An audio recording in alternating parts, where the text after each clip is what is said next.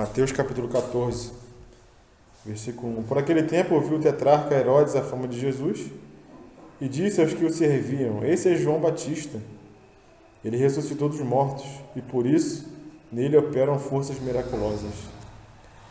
Porque Herodes havia prendido e atado a João, o metera no cárcere por causa de Herodias, mulher de Filipe, seu irmão. Pois João lhe dizia: Não te é lícito possuí-la. E querendo matá-lo, temia o povo, porque o tinha como profeta. Ora, tendo chegado o dia natalício de Herodes, dançou a filha de Herodias diante de todos e agradou a Herodes. Pelo que prometeu com juramento dar-lhe o que pedisse. Então ela, instigada por sua mãe, disse: Dá-me aqui no prato a cabeça de João Batista. Entristeceu-se o rei, mas por causa do juramento e dos que estavam com ele à mesa, determinou que lhe a dessem. E deu ordens e decapitou a João no cárcere. Foi trazida a cabeça no prato e dada à jovem, que a levou à sua mãe. Então vieram seus discípulos, levaram o corpo e o sepultaram. Depois foram e o anunciaram a Jesus. Jesus, ouvindo isso, retirou-se dali no barco, para um lugar deserto, à parte. Sabendo as multidões, vieram das cidades, seguindo por terra. Desembarcando, viu Jesus uma grande multidão. Compadeceu-se dela e curou os seus enfermos. Ao cair da tarde, vieram os discípulos a Jesus e lhe disseram: O lugar é deserto e vai adiantada a hora. Despede, pois, as multidões, para que, indo elas pelas aldeias, comprem para si o que comer.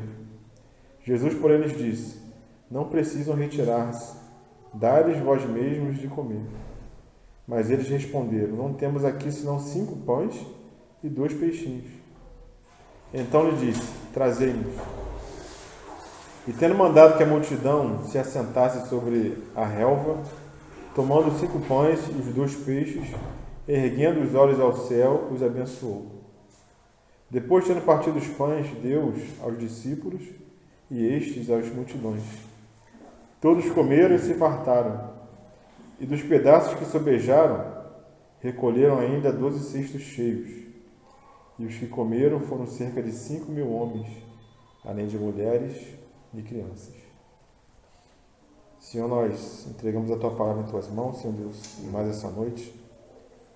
Rogamos, Senhor Deus, pela Tua direção, pela Tua capacitação, pelo Teu Santo Espírito, Senhor Deus, para que essa palavra gere em nós, Senhor Deus, um constrangimento, um ensinamento, Senhor Deus, e que nós possamos sair daqui nessa noite, Senhor Deus, com mais maturidade, Senhor Deus, com relação às Tuas coisas, Senhor Deus, com a nossa fé acrescida, Senhor Deus. Então, que o Senhor tenha liberdade no nosso meio, Senhor Deus, e queremos declarar que nós dependemos de Ti, Senhor Deus. Em nome de Jesus, Senhor. Amém. Então, como eu falei no início, irmãos, o Senhor terminou aqui um discurso com relação aos mistérios do reino dos céus. Esse discurso tremendo que creio que nós aprendemos muito, né, com esse discurso do Senhor, com esse ensinamento do Senhor. E assim que o Senhor encerra esse discurso, diz aqui no capítulo 13, no versículo 54, que o Senhor chega à sua terra. 13:54. O Senhor terminou esse discurso, depois que proferiu aquelas parábolas, e foi para a sua terra. A sua terra aqui era a terra de Nazaré, porque o Senhor, ele nasceu em Belém, cresceu em Nazaré, e no início do seu ministério, como nós vimos lá no início de Mateus, ele se mudou para Cafarnaum. Então, ele morava em Cafarnaum. Mas depois que ele profere essas parábolas, ele retorna para a sua terra de crescimento, onde ele cresceu. Geograficamente era tudo perto, mãe? Era tudo na Galileia. Era tudo perto. Israel já é pequeno, né? Então, ali era tudo relativamente perto. Ele nasceu em Belém. Em Belém, onde o Senhor nasceu, era mais ao sul, né? Ao sul de Jerusalém, então era um pouco mais distante. Quando a mãe e o pai dele tiveram que ir lá se registrar lá, né, em virtude do decreto do imperador, Mas ele nasceu lá e voltou para a sua terra, que era Nazaré, né? Jesus de Nazaré. Mas quando ele já adulto, iniciou seu ministério, ele se mudou para Cafarnaum. E nesse episódio, quando ele termina essas parábolas, ele volta para Nazaré. E o que acontece em Nazaré? Em Nazaré todos conheciam ele, porque ele viveu 30 anos ali, cresceu ali. E quando ele volta para sua terra, ele é rejeitado por aqueles que ali moravam e escutaram seus ensinamentos. Nós falamos isso semana passada, né? Tocamos assim bem de leve sobre essa questão. E o porquê que Jesus foi rejeitado na sua própria terra? A palavra diz que o profeta não tem honra senão na sua terra e na sua casa, né? Ele não tem honra na sua casa e na sua terra. E muitas vezes isso acontece porque o Senhor ele fez muitos milagres e foi reconhecido por isso. Tanto é que está registrado aqui. Está escrito assim: ensinavam-os na sinagoga de tal sorte que se maravilhavam e diziam: de onde lhe vem essa sabedoria e esses poderes miraculosos? Então eles reconheciam no Senhor algo diferenciado, algo sobrenatural. Mas ao mesmo tempo que eles reconheciam, eles pensavam consigo mesmo: mas ele não é o filho de José, o carpinteiro? Sua mãe não é Maria? Seus irmãos não são tal, tal e qual? Como pode isso acontecer, né? Então eu percebo aqui nesse episódio, irmãos, essa rejeição sendo gerada por uma inveja. Porque se esse homem cresceu comigo, eu vi ele crescendo e não aconteceu nada de extraordinário com ele, como que ele pode ter essa sabedoria e eu não? Né? Então ele foi rejeitado em virtude disso. Porque o Senhor se sobressaiu aos olhos daquelas pessoas de Nazaré. Era alguém que era filho de um carpinteiro humilde. Como pode ele ter todo esse poder, fazer tudo o que ele faz? Então aquelas pessoas procuraram rebaixar o Senhor, porque eram todos ali compatriotas, né? Então é aquele sentimento de inveja, bem mesquinho, bem baixo, que alguém tem quando alguém, assim, não é o caso do Senhor, né? A questão do sucesso. Mas só para exemplificar, quando alguém que nós conhecemos, nós que eu digo seres humanos, né? Se sobressai, tem sucesso, o ser humano caído, ele tem aquela inveja crescendo no coração. Poxa, como é que pode, né? Eu aqui e ele lá já avançando, conquistando, fazendo, acontecendo. Então foi essa inveja que foi gerada no coração dessas pessoas e que levaram essas pessoas a rejeitar o Senhor e não crer nos milagres que ele fazia e em quem o Senhor era, né? Então a inveja gera incredulidade. E o Senhor fala que ali ele não pôde fazer muitos milagres, em virtude dessa falta de fé, em virtude dessa incredulidade. E lá em Marcos, essa passagem paralela, Marcos registra algo interessante. Sim, porque fala aqui, ó, e escandalizavam-se nele, versículo 57, Jesus, porém, lhes disse: não há profeta sem honra, senão na sua terra e na sua casa. E não fez ali muitos milagres por causa da incredulidade deles. Lá em Marcos fala que Jesus se admirou da incredulidade deles. Jesus ficou admirado, porque eles conheciam o Senhor. Eles viram tudo que o Senhor fez, mas mesmo assim, em virtude da inveja, eles não creram no Senhor. Então o Senhor teve que se retirar dali sem poder fazer muitos milagres. Mas também, mas não é porque o povo judeu esperava, não era o perfil Jesus o libertador que eles queriam. Não tem essa perspectiva também deles estarem esperando claro. Um grande herói, alguém assim, muito guerreiro, né? Sim. E aí vem Esse é o pano de fundo. Aí vem uma pessoa, filho de um carpinteiro, uma pessoa tão simples. Como você dá validade, né? É a dificuldade de dentro, querer. dentro da concepção deles, né? Mas aí é a questão da fé, é a falta de fé, né? Porque outros que pouco conheciam da história o aceitaram, né, logo de pronto, né? Sim. E essa falta de fé é gerada também pela inveja, né? Sim. Porque eles conheciam o Senhor. Eles cresceram junto com o Senhor. Deviam brincar junto ali quando crianças, né? Como é que isso pode ser? E daqui a pouco o Senhor desponta no ministério dele, começa a fazer coisas sobrenaturais. E como que aquela população ali fica, aquele povo ali fica, né? Filho de carpinteiro fazendo isso tudo? Não. Isso aí está no princípio que começou com Abel e Caim. Sim. É inveja. Entendeu? Sim. Havia o Abel, uma maneira de proceder que agradava o Senhor no seu feito, né? E o outro não. Houve inveja até o ponto da ira aumentar. Bem lembrado. É o princípio já estabelecido lá atrás. Lá atrás. Por causa do coração caído do homem, né? Não. Então, assim, o Senhor ele foi rejeitado pelo seu povo, foi rejeitado na sua terra de crescimento, ele foi rejeitado pela sua própria família. Porque tem aquela passagem que fala que os irmãos, os parentes de Jesus, buscavam ele para poder prender, porque falavam que ele estava fora de si. Então, olha a vida do nosso Senhor. Rejeitado pela família, rejeitado pelos seus conhecidos, dali de Nazaré, rejeitado pelas autoridades religiosas, como nós temos visto até aqui, né? Os fariseus, os saduceus, os escribas, todos rejeitando o Senhor. E agora, no episódio seguinte, o Senhor teve que sair para um lugar deserto, em virtude de que ele soube da notícia que Herodes tinha decapitado João Batista, e o Senhor, por prudência, ele vai e se retira daquela localidade e vai para um lugar ermo, para um lugar deserto. Porque foi o próprio Senhor que recomendou. Lembra que a gente viu aqui no capítulo 11, no capítulo 10, o Senhor recomendando para os discípulos: quando vos perseguirem numa cidade, fugir para outra. Então o Senhor mesmo, vendo que a animosidade estava crescendo, porque quando Herodes escuta falar da fama de Jesus, o que Herodes... A gente viu um episódio aqui tremendo, né? De crueldade. Mas quando o Herodes vê essa fama de Jesus, escuta essa fama, o que ele fala? João Batista ressuscitou.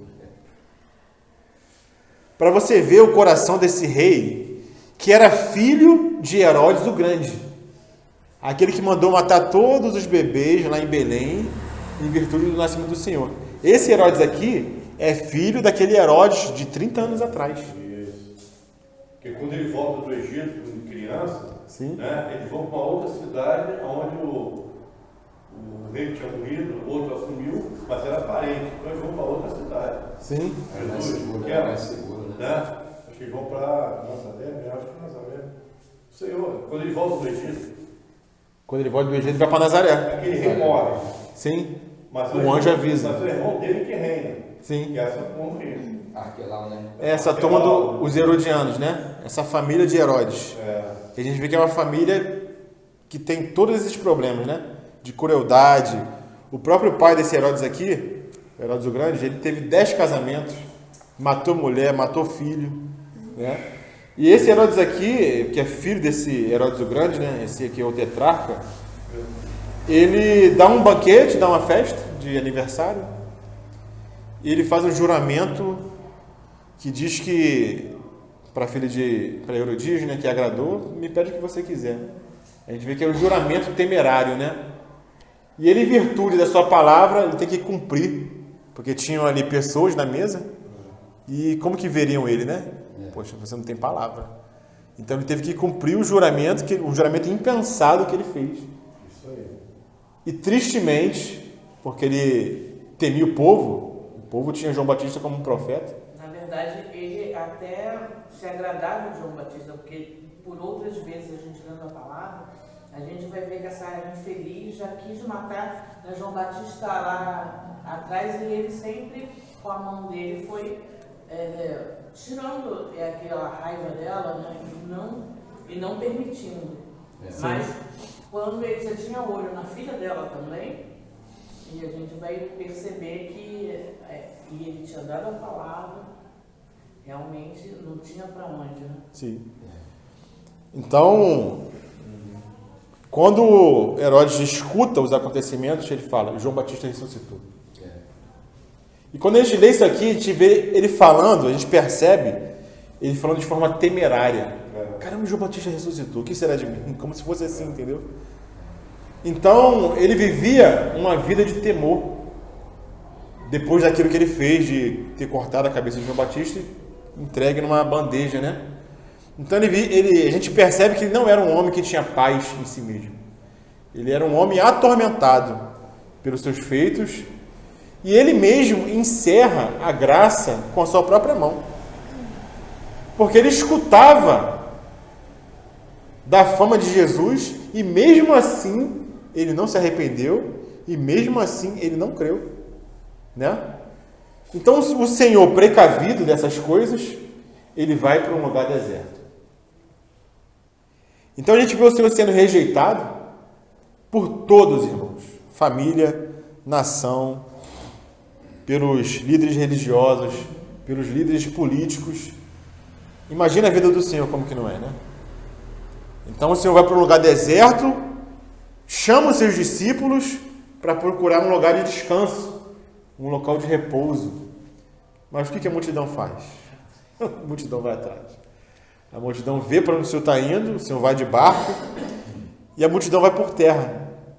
E quando o Senhor chega, como nós lemos aqui do outro lado, né? Desembarcando, no versículo 14, desembarcando, viu Jesus uma grande multidão. Em vez do Senhor rejeitar a multidão, despedir a multidão, o Senhor ele tem compaixão da multidão, André.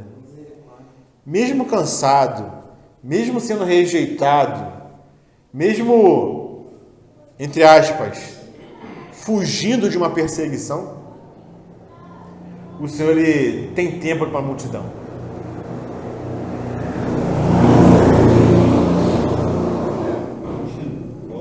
Então o Senhor ele não vê a multidão como um estorvo. O Senhor ele não vê as pessoas como alguém que atrapalha, né? O Senhor está sempre pronto a atender aqueles que vão a Ele.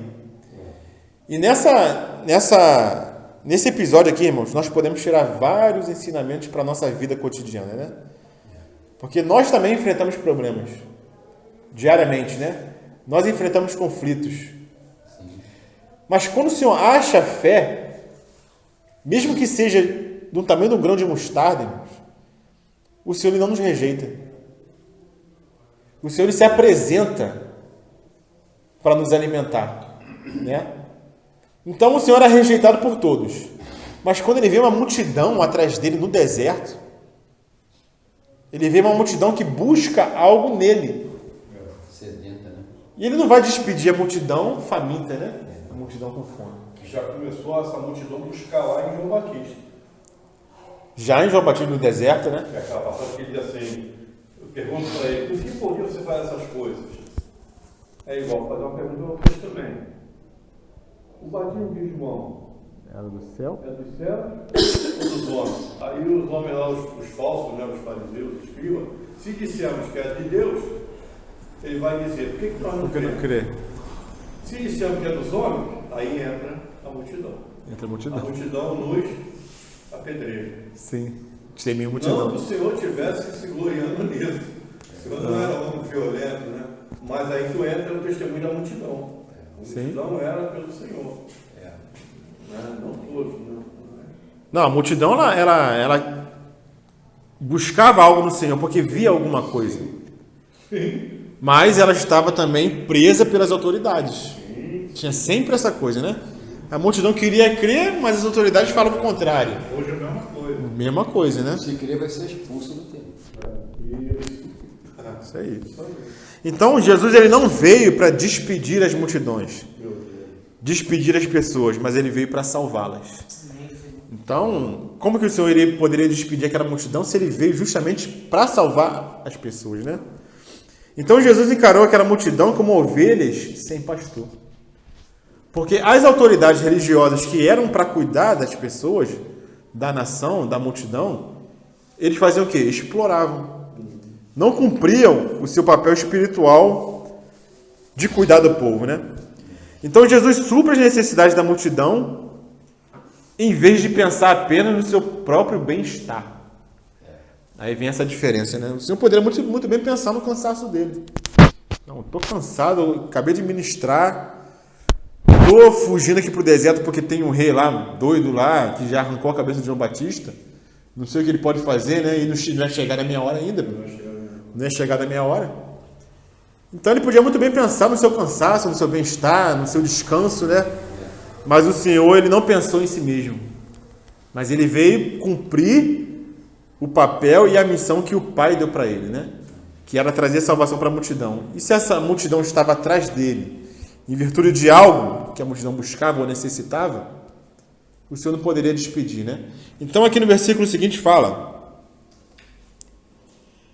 no versículo 14 ainda, né? Despediu, desembarcando, viu Jesus uma grande multidão, compadeceu-se dela e curou os seus enfermos. Essa aqui é a passagem da multiplicação dos pães e dos peixes. Mas antes de multiplicar, o Senhor ainda cura os enfermos. Então o Senhor cuida daquela multidão com zelo, com carinho, né? E vê a necessidade que a multidão tem, curando seus enfermos e suprindo as suas necessidades físicas. O Senhor tinha acabado de suprir as necessidades espirituais, proferindo aquele discurso das parábolas, né? Um alimento espiritual para o povo, mostrando uma realidade do reino, os mistérios do reino. Mas o Senhor não para aí. Ele também supre a necessidade física daquelas pessoas, né? Das coisas que Jesus fazia e ensinava. Ele fazia e ensinava, né? Então, irmãos, o Senhor ele faz essas duas coisas, né? Primeiro, ele ensina a multidão acerca do reino de Deus. E ensinando o reino de Deus, ele não ensinou banalidades, mas ensinou algo que é eterno. Como o Nery falou, né? Vou pegar a fala do Nery de novo. No passado, o que acontecia, né? As pessoas o que ensinavam? Ensinavam regras na igreja. Não ensinavam uma realidade da palavra. Uma palavra viva e eficaz. Mas queriam conduzir o povo de determinada maneira. Certo? O Senhor não veio pregar banalidades. Aquilo que o povo quer escutar, mas aquilo que o povo precisa escutar. Um alimento verdadeiramente vindo do céu. Um alimento espiritual.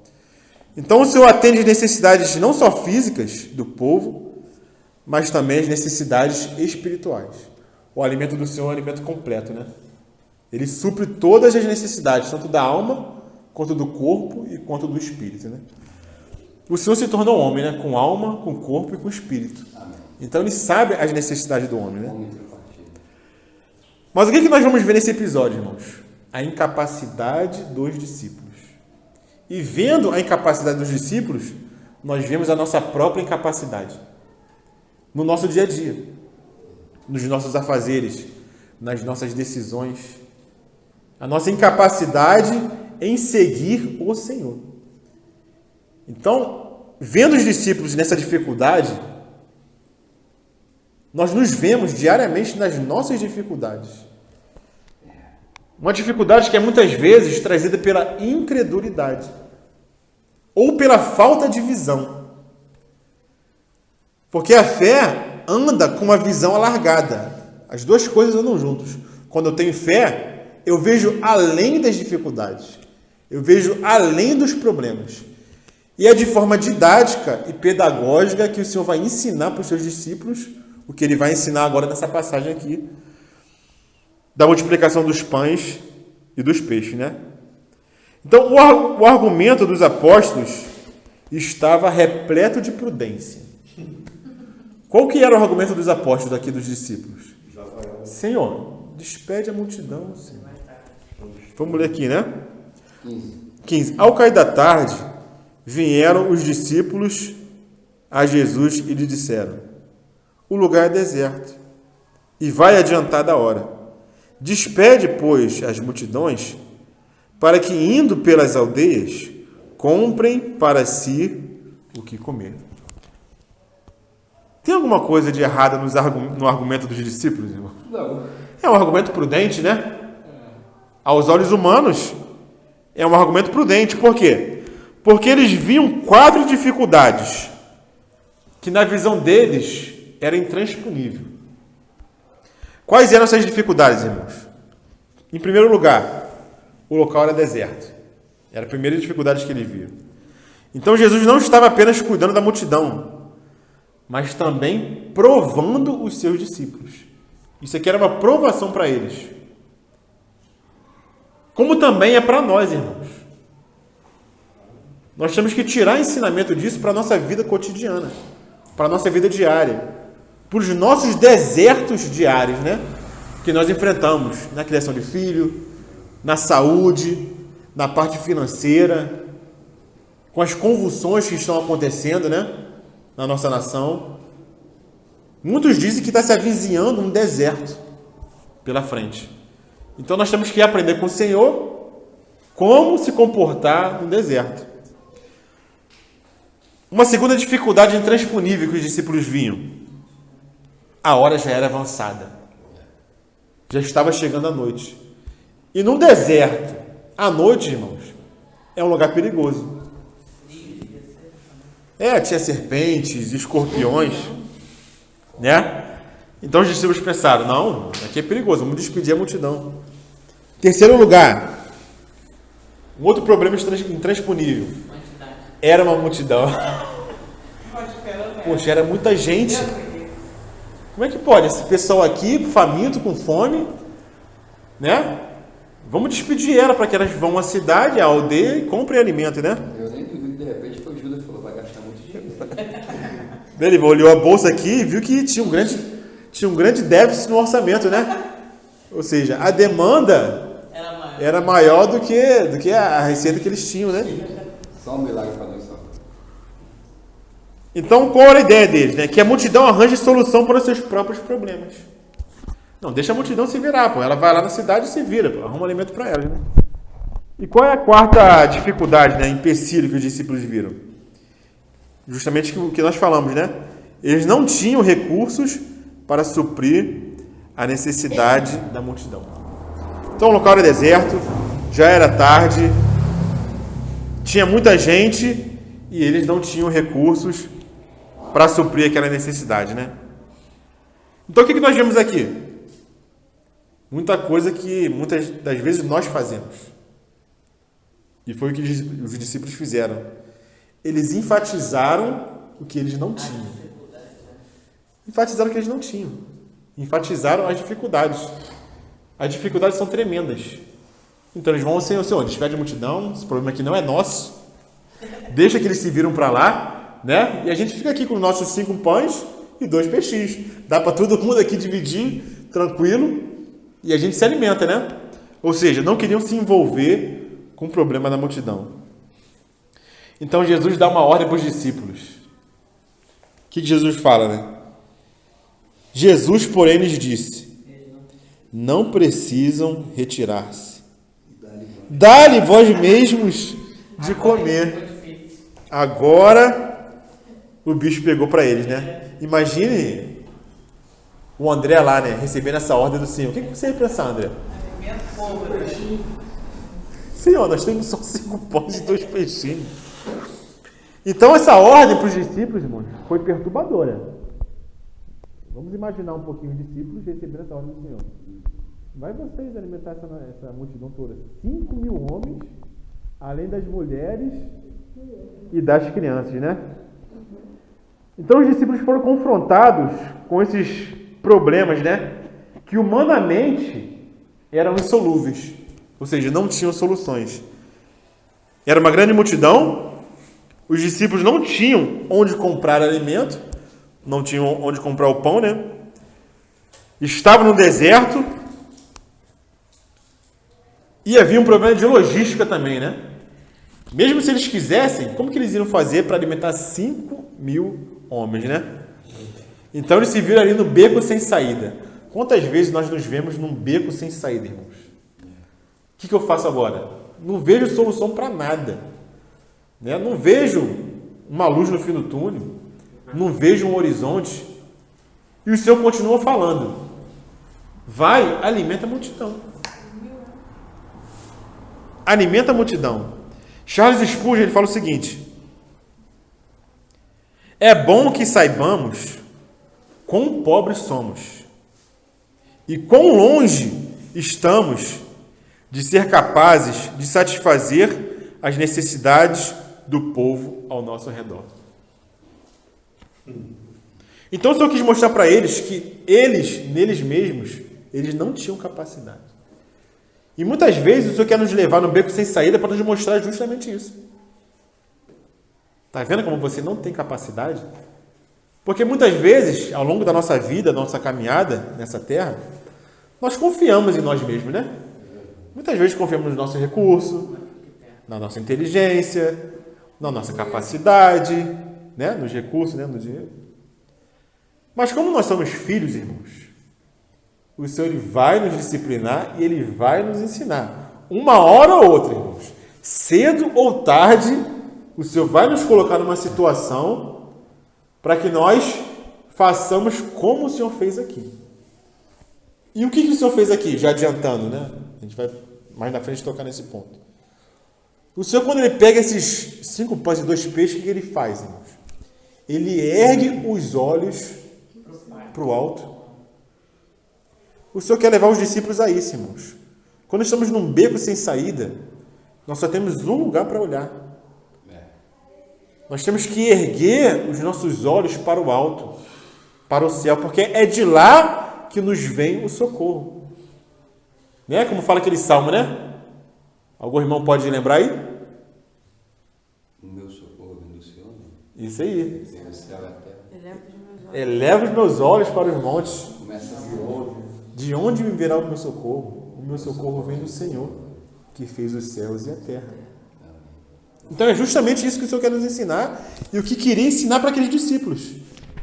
Está vendo que vocês não são capazes? Eu falei, alimenta a multidão vocês. Como, Senhor? No deserto? Não temos recursos. É uma multidão. Mas é aí que Ele queria levar os discípulos, né?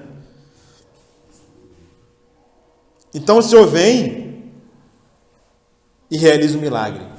Até aqui, irmãos, como falou, nós lemos aqui, né, Charles Spurgeon, para que nós enxerguemos que nós não somos capazes de satisfazer as necessidades do povo ao nosso redor. Nem aqui, irmãos, nós não temos capacidade em nós mesmos de estar aqui compartilhando a palavra. Que capacidade que eu tenho de compartilhar algo que é eterno, algo que é sublime, algo que é do céu, eu sendo carnal na minha capacidade humana? Se não for o Espírito, irmãos, em nós, nos constrangendo, não aqui na reunião, mas nos constrangendo diariamente, em casa, no nosso falar, no nosso tratar, com a esposa, com os filhos, com que autoridade que a gente vai chegar aqui e falar alguma coisa para os irmãos? Né? Então, se não é o Senhor nos disciplinando diariamente e nos mostrando que em nós mesmos nós não somos capazes, se não é o Senhor mesmo fazendo a sua obra, o que seria da igreja, né? Se não é o Senhor capacitando servos para a sua obra, o que seria da multidão? Então o Senhor vem e quer mostrar isso para os discípulos, né? E o Senhor vem operar o milagre, né? Mas Jesus, antes de operar o milagre da multiplicação, Ele quer justamente ensinar de forma pedagógica para os discípulos que nós precisamos saber o que, irmãos? Que nossos recursos, eles são escassos. E nós temos que saber qual o recurso que nós temos, que é justamente o Senhor, o Espírito, e não nós mesmos, né? Então é preciso saber quais são os recursos disponíveis. E aquilo que os discípulos têm, que é nada para a multidão. O que são 5 pães e 2 peixes para uma multidão? O que é, irmãos? Não dá nem para coçar no estômago, né? Nada, não dá para nada, pô. Não dá para nada. Então o milagre de Deus acontece quando o homem decreta a sua falência. É aí que o milagre acontece. Enquanto o homem ele acha que pode fazer alguma coisa, o milagre não vai acontecer. Agora, quando o homem chega num beco sem saída e vai ao Senhor e diz que, acabou meu recurso, eu não consigo. Decreta falência, Senhor, eu preciso do Senhor. Cheguei num ponto que eu não posso mais. Aí o Senhor vai agir, né? Em segundo lugar, irmãos, é preciso colocar o pouco que se tem nas mãos do Senhor. O pouco que nós temos que colocar nas mãos do Senhor. Jesus deseja que entreguemos em suas mãos o que possuímos. Ele fará que o pouco seja suficiente para muitos, irmãos. Na passagem paralela, né, em Marcos porque os 4 evangelistas, eles relatam essa passagem. E fala que um garoto, André foi buscar, né? Diz que foi um garoto que trouxe. Não era nem os discípulos que tinham. Era um garoto, que os discípulos não tinham nada. Era um garoto que trouxe o seu lanche. É isso que eu estava pensando aqui, né? Alguém na caminhada, né, ele estava junto com a multidão, pensava na possibilidade dele ter fome, né? Então estava caminhando com um lanchinho, né? E aí eu levei isso ao que a gente pode estar levando nas nossas vidas, né? Aquele pouco de azeite, né? Transportando aqueles ensinamentos que o Senhor coloca, né? De ser uma reserva sempre, né? Porque ela pode ser usada tanto por você, como principalmente para alimentar outro, né? A reserva que a gente pode botar espiritualmente falando, né? Isso a gente tem que ter uma reserva, né? Sim. Para o nosso sustento, mas também para nesse caso você poder. Olha que coisa você poder dar na mão de Jesus, aquele pouco que você tinha, e ele fazia. Né? E é aquele recurso que você achava que era para você. Que era para você.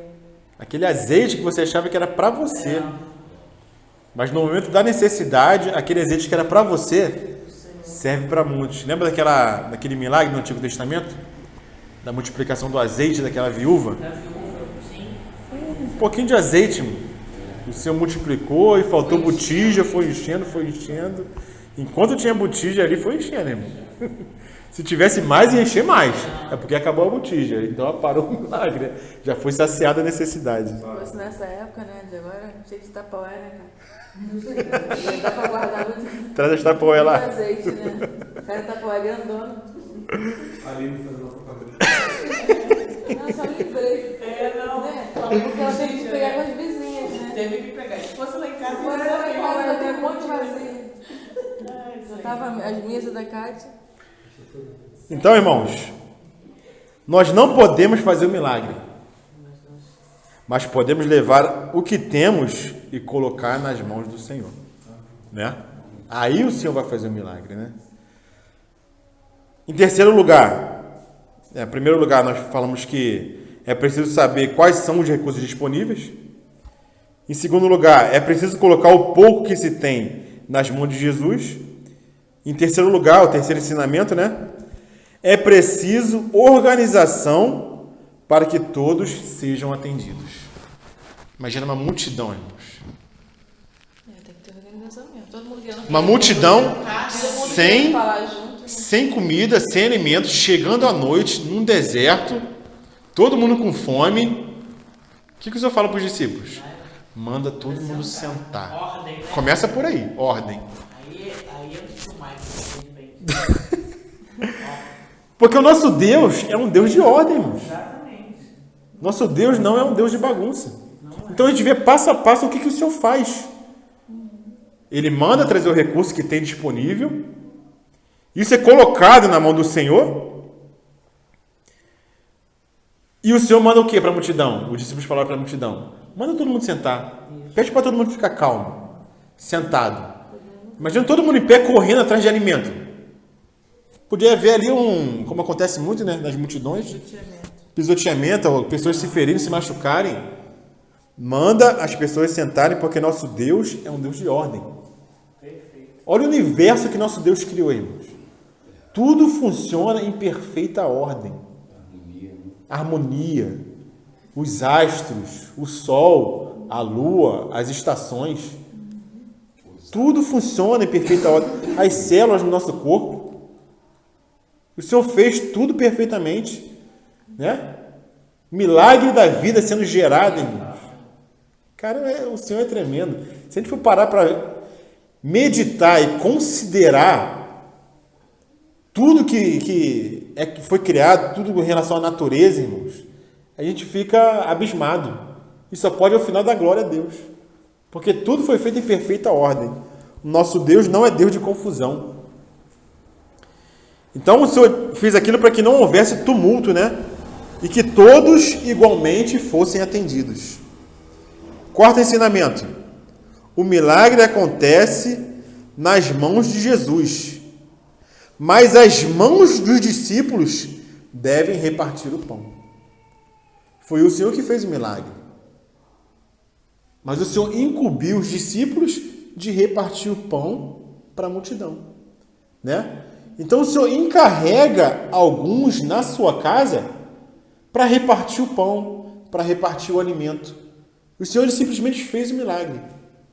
Mas Ele conta com o seu corpo, Ele conta com os seus servos. Ele fez o que ninguém podia fazer. Sim, fez o que ninguém podia fazer. Vai delegar o que a gente pode fazer. Aí ele delega a gente, né? Delega para que nós também participemos também desse milagre, desse operar do Senhor, né? Lavoura de Deus. Então, o que nós aprendemos aqui, irmãos? O Senhor ensina para os seus discípulos que eles devem esperar os suprimentos da graça. Espera o milagre. Sentado, tranquilo. Porque quando o milagre vier... Não, sem inquietação, né? Se ficasse todo mundo... sem inquietação. Todo mundo agitado. Então vou falar isso aqui, aquela todo mundo em pé. Tava todo mundo tranquilo, sentado aí, assim, né? Esperando o paciente. Isso aí. Então, retomando aquilo que eu falei anteriormente, esperar os suprimentos da graça. E como? Deixa eu achar aqui o versículo. Versículo 19. E tendo mandado que a multidão se assentasse sobre a relva, tomando os 5 pães e os 2 peixes, o que o Senhor fez? Erguendo os olhos para o céu, abençoou. Então, irmãos, nós devemos erguer os nossos olhos para o céu, esperando o suprimento de graça que vem do nosso Pai, que vem do nosso Deus. Porque só de Deus, vem pão com fartura para alimentar as multidões famintas. Nós somos apenas cooperadores de Deus. Né? Quando Paulo fala lá que é Deus que dá o crescimento, não é nem ele e nem Apolo, é Deus que dá o crescimento, é Deus que dá o milagre do crescimento da vida, né? Então nós devemos erguer os nossos olhos para os céus, porque nós somos simplesmente cooperadores do Senhor. Em quinto lugar, irmãos, o alimento que Jesus oferece satisfaz plenamente. Como que termina aqui o episódio, irmãos? Todos se fartaram, todos comeram, versículo 20, e dos pedaços que sobejaram, recolheram ainda 12 cestos cheios. Então Jesus ele tem pão com fartura. Todos se alimentaram. Imagina, 5.000 homens. Eu acho que devia ter umas 10.000 pessoas, irmãos. Considerando que cada um só tinha um filho, difícil, né? Difícil, tinha muita gente. Tinha muita gente. Era muita gente. Nem todos eram casados, óbvio, né? Mas duvido que tenha só tinha um filho. Não tinha como não. Então o nosso Senhor, irmãos, ele tem pão com fartura. Amém. Fala, né? creio que aquela palavra que você trouxe, né? Aquele que é dado, como é que é? Aquele que é. Que é mais dado. A palavra que fala sobre dado. Será cobrado, mas diz assim, será dado abundantemente. Aquela passagem que fala sobre quem tem será dado. Será dado e terá abundantemente. Será tirado. Aí diz, e o que tem será dado com abundância. Com abundância. Que é o que vem do Senhor, é com abundância. Você contou com essa passagem que diz, né, do irmão aí falando sobre a nossa insuficiência, que você falou, hoje estamos aqui, né? A gente abre a boca para falar, mas com temor, porque a gente não pode ser hipócrita. O Senhor, ele lidou com muita gente hipócrita. E nós podemos nos tornar hipócritas. Quando o irmão toca ali, né, que estamos aqui falando que nem isso teríamos condição, né, Marcos? Você falou naquela hora, né? É uma realidade. Entendeu? É complicado. O Espírito Santo é que fala. Né? Mas você vê que o Senhor, aquele povo despreparado ali, o povo despreparado dos discípulos, né? Não eram apóstolos ainda. Eles eram os discípulos, não estavam entendendo nada. Tanto é que eles têm esse recurso, né? Espere, né? Mas agora o Senhor confia neles e dizia, dai-lhe voz de começo. Mostrando aonde eles um dia eles iam ter que chegar, né? De fazer, né? De fazer. Mas pensa o que esses discípulos pensaram do Senhor quando o Senhor deu essa ordem para eles. Imagina o que deve ter passado pela cabeça deles com relação ao Senhor. Mas em contrapartida, eu acho que nessa época que foi um pouco do começo, né, dos 3 anos que o Senhor, do Senhor, mas não era tão no começo, então eles já estavam vendo algumas coisas acontecerem, né? Muitos milagres, muitas curas, expulsão de demônios. Sim, vamos combinar, né? Já era para ter aprendido alguma coisa. Você pode não saber tudo, mas é que o Senhor já tinha operado. Sim, já tinha operado. Mas aí a gente vai percebendo o quê? Que a nossa limitação é infinita. Ela é infinita. Então a gente vai caminhar 3 anos e meio, a gente vai caminhar 50 anos. E ali se o Senhor não tiver misericórdia, a gente e ali vai era a primeira cuidar. multiplicação. Né? É a primeira? É a primeira. Até aí eles estavam isentos, provavelmente. Não, tudo bem. Eu sei que o Senhor cura enfermo, eu sei que o Senhor expulsa demônio. Mas ali não, multidão, né? Mas pegar 5 pães e 2 peixes e alimentar, vamos chutar aqui, 10 mil pessoas? Pô, isso aqui foge do entendimento. Isso aqui foge, entendeu? Como é que pode, mano? Imagina como que foi essa multiplicação, né? Viu o multiplicando. Não, eu acho que é assim, o cesto está ali, aí ele colocou um pão e daqui a pouco o cesto foi se enchendo. Não sei, né? Não sei como foi isso. Eu penso, imagina a minha imaginação, né? Eu penso que o Senhor abençoou os 5 pães e 2 peixes e falou, dá para as pessoas. E eles foram dando, as pessoas foram pegando. E aí não acabava, né? E não acabava, as pessoas foram pegando. E não acabava, entendeu? Foram metendo e não acabava. Entendeu? Na minha imaginação foi mais ou menos assim. Né? Então o Senhor lhe dá o pão com fartura. E aquilo que eu falei, né? O que os discípulos imaginaram quando o Senhor deu essa ordem para eles? Podiam até ter blasfemado, né? Na mente, né? Pô, o Senhor tá pensando o quê? Tá mandando fazer isso? Não, isso aí não dá, não. Não tem como não. Então o Senhor faz isso justamente para ensinar para os seus discípulos, para que depois que eles vissem o milagre, eles não duvidassem mais. Você não pode duvidar. Então eles teriam ali um freio na consciência. Pois já vimos isso, já vimos aquilo, vimos até o Senhor multiplicar pães para alimentar tantas pessoas. Né? Então é um ensinamento pedagógico que o Senhor está tendo com os discípulos e conosco também, em nossas situações diárias de conflito, de incredulidade, de não saber o que fazer na hora que está num beco sem saída. Né? O que eu faço agora? Nós temos todo esse ensinamento e nós temos a nossa vida prática. Nós temos vivido com o Senhor por um tempo. E temos visto o que o Senhor tem feito. Eu escutei o compartilhado do irmão no domingo, né, do Éder, né, com relação à pandemia, com relação ao trabalho, né? E a gente escuta muito dessa questão, né? Na minha família mesmo, meu pai já conta para mim, né? Que não tinha nada para comer, não tinha nada. Não tinha dinheiro para comprar, um tempo atrás. E apareceu alguém lá em casa, pro meu pai, né? Toma aqui R$100 para você. Na hora da necessidade, não tinha nada em casa. Na hora da necessidade apareceu alguém que deu R$100 pro meu pai. Aqueles R$100 serviu para suprir a necessidade daquele dia. Né? Depois, claro que meu pai teve que fazer mais coisas, né? Teve que ir para a praia vender picolé, entendeu? Para poder suprir. Mas temos que crer no Senhor, né? Inclusive nessas horas, principalmente nessas horas de dificuldade, né? Quando eu era criança, a gente estava uma semana só comendo arroz e feijão em casa. E a minha mãe, com muita sabedoria, né? Às vezes fritava um chuchu, né? Chuchu holandesa, né? E ela... Aí numa sexta-feira, a gente em casa chegou uma visita, chegou uma vizinha e falou assim: Elisete, eu faço um feijão na casa com tudo dentro. Só que eles só gostam do sabor, eles não comem a carne. E ela chegou com uma bandeja desse tamanho, irmão. Tudo que era carne de porco, tudo que se bota numa feijoada. A gente estava uma semana comendo arroz e feijão.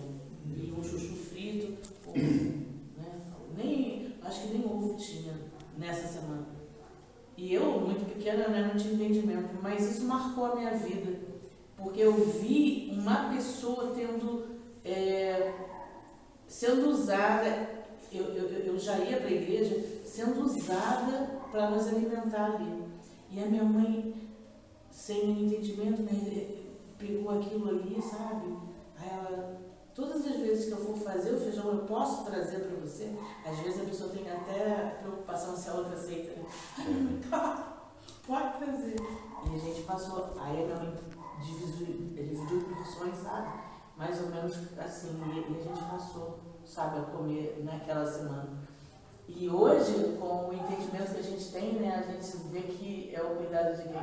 O Senhor usou aquela moça que fazia, e eu não sei o que ela fazia com aquela carne, que ela não usava, e foi lá na minha casa. Cuidado de Deus, né? Sim. Milagre, né? 5 pães e 2 peixes. E assim, é o Senhor só que sabia daquela história, porque a gente não saía contando para os vizinhos. Né? A gente antigamente tinha essa reserva, né? A gente não saía contando. E o Senhor toca, né? Ninguém fala assim, morre de fome lá, mas não pede um copo de arroz do vizinho. E o último ensinamento do Senhor, irmãos, para nós aqui nessa noite, é que não se deve desperdiçar a provisão divina. Amém. Né? No versículo 20. E dos pedaços que sobejaram, recolheram ainda 12 cestos cheios. O dom de Deus não deve ser desperdiçado. O pão é fruto da graça de Deus. E não podemos jogar fora a graça de Deus. O que sobeja precisa ser aproveitado. Né? O irmão Charles de Spurgeon, ele fala assim: ao alimentarmos os outros, nosso estoque aumenta. Aquilo que sobrou foi maior do que aquilo que deram. O que sobrou foi mais do que deram, irmão. Foi 5 pães e 2 peixes que deram. E sobrou 12 cestos cheios. Se você ajudar, não vai te faltar. Não vai te faltar. Né? Mas quão incrédulos nós somos, irmãos. Quão incrédulos nós somos, achando que se nós fizermos algo, vai faltar pra gente. O quanto que nós temos que crescer nessa realidade, né?